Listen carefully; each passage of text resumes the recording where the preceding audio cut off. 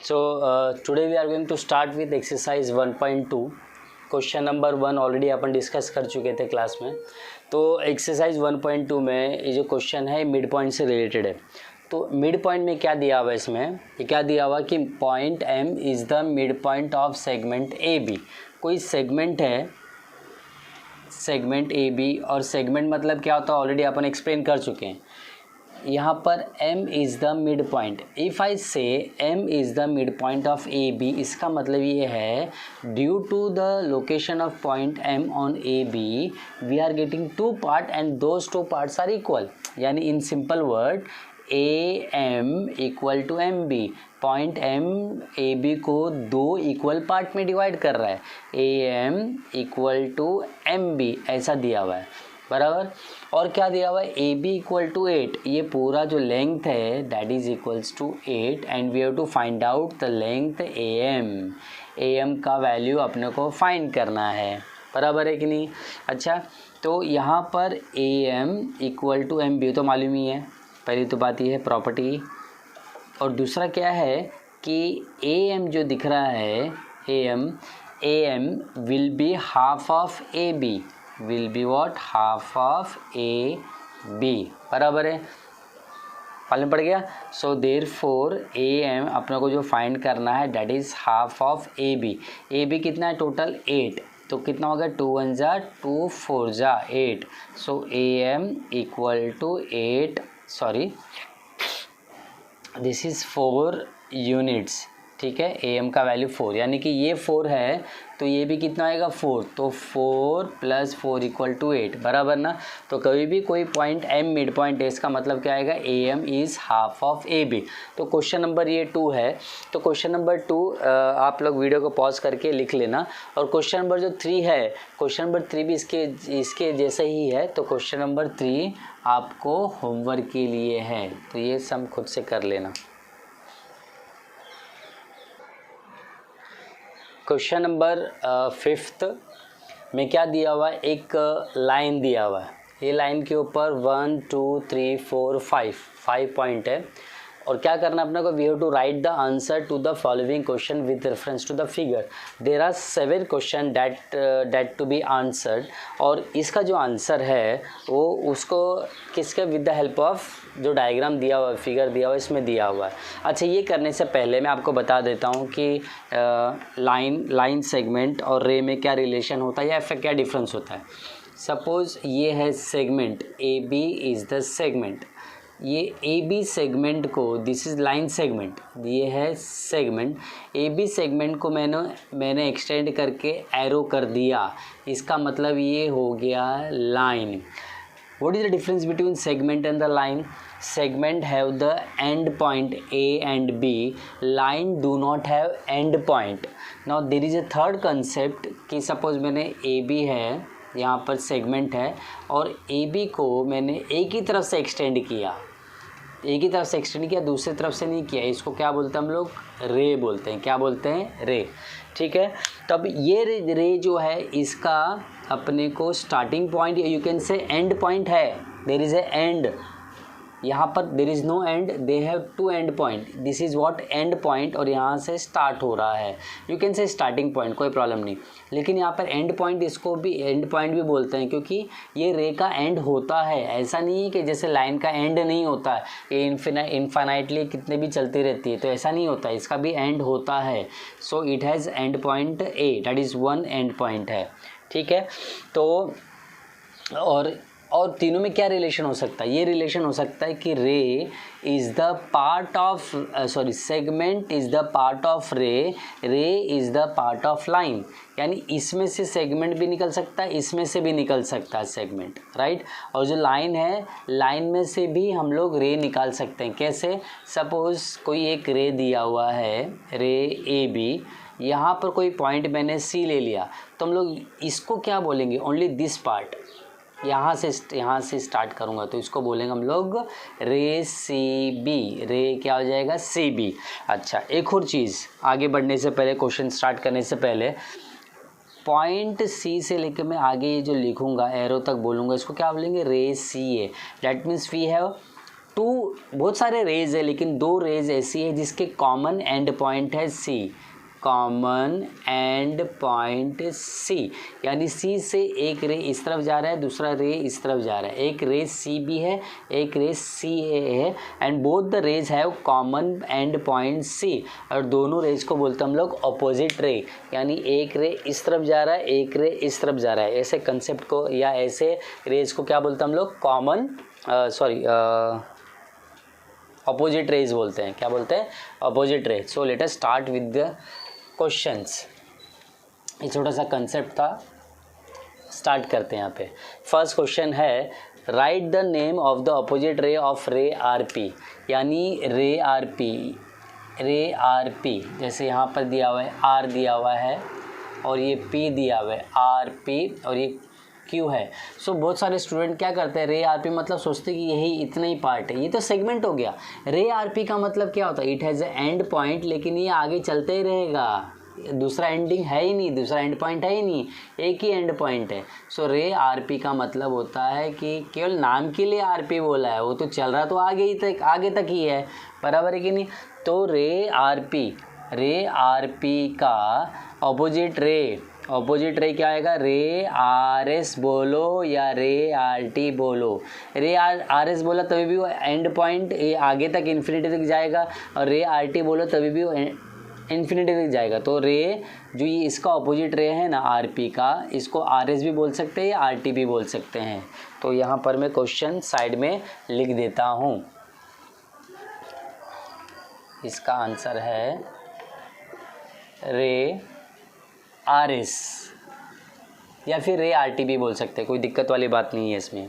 Next वाला ज़रा question पढ़ लीजिए।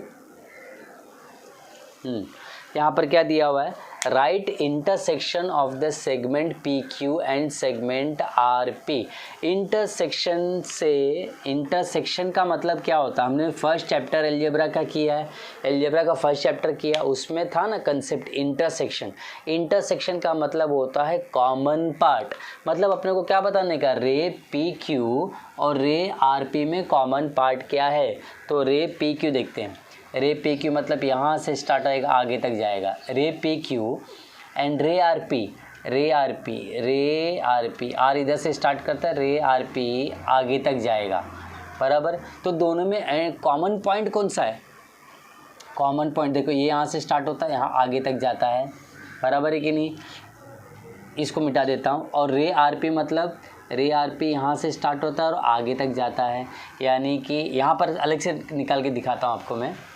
सपोज़ मैंने पॉइंट P इधर ले लिया, Q इधर ले लिया, रे पी क्यू मतलब ये पूरा पार्ट हो गया, बराबर है कि नहीं, रे पी क्यू।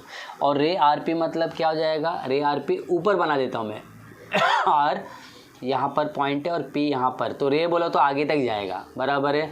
तो ये रे और ये रे में आपको क्या कॉमन दिख रहा है, ये वाला पार्ट कॉमन है ना दोनों में, ये वाला पार्ट दोनों में है।